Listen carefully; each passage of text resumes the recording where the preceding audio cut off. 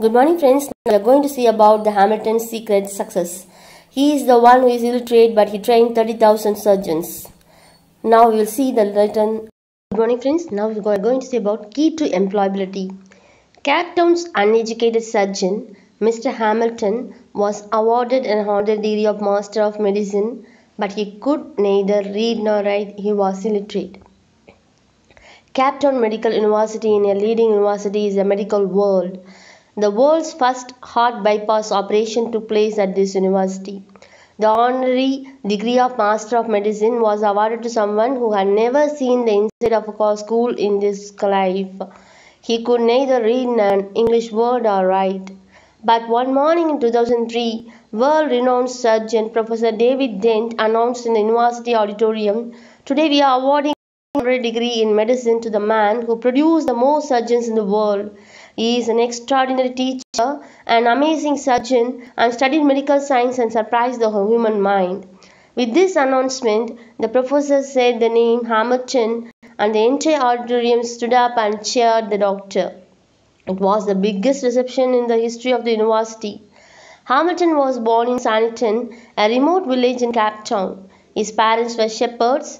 He wore goat skin and walked in the mountains barefoot all day. As a child, his father fell ill, so he left the sheep and goats and moved to Cape Town for work. Construction was underway at the University of Cape Town in those days. He joined the university as a laborer.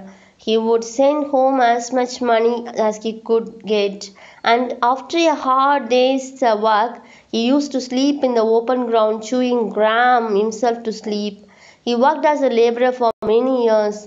The construction process completed, and so he found the job of moving the tennis grass crowds at the university. He arrived at the tennis courts and would start moving on the tennis lawn daily. He did this for 3 years. Then came a strange turning point in his life which enabled him to reach and touch medical science where no one else would have ever experienced or been before. It was a mild, warm morning, and Professor Robert Gotts was researching giraffes and wanted to see why. When a giraffe bends its neck to drink water, why doesn't it have a seizure?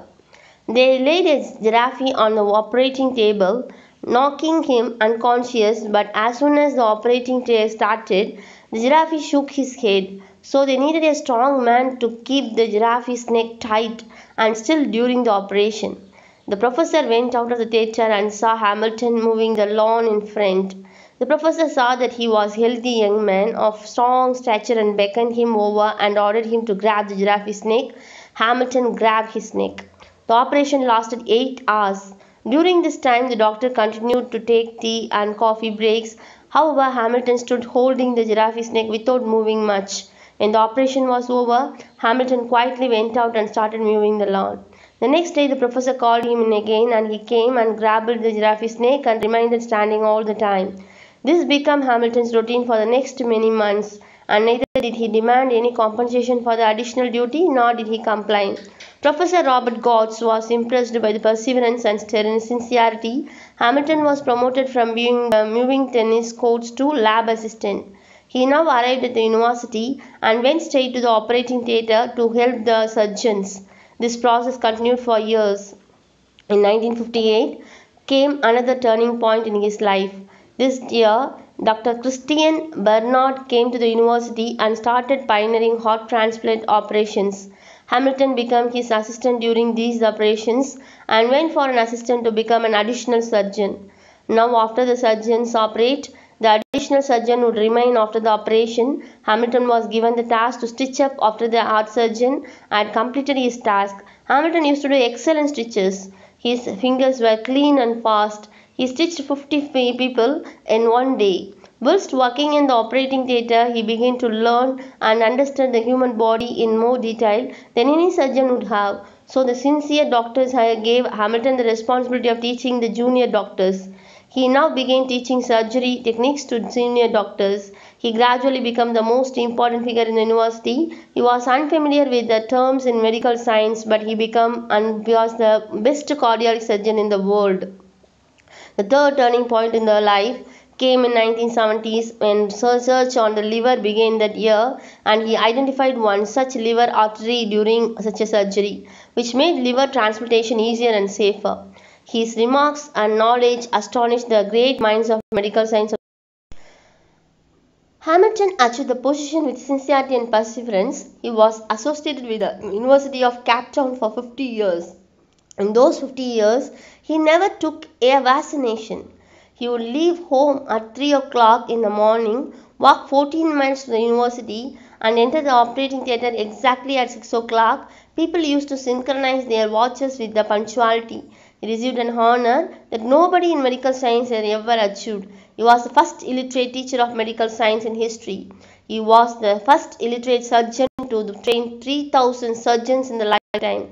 He died in 2005 and was buried at the university grounds. It became compulsory for every graduating surgeon soon after obtaining their degree from the university to go straight to the grave and take the picture before gaining their practical career as surgeons. Do you know how he got to this position? With only one S.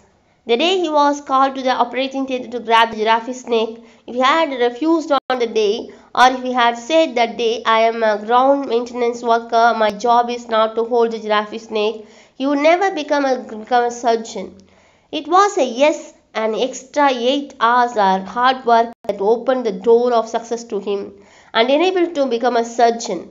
Most of us have been looking for a job all our lives, and all the while we must find work. Every job in the world has at least one criterion, and the job is available only to those who meet that criteria.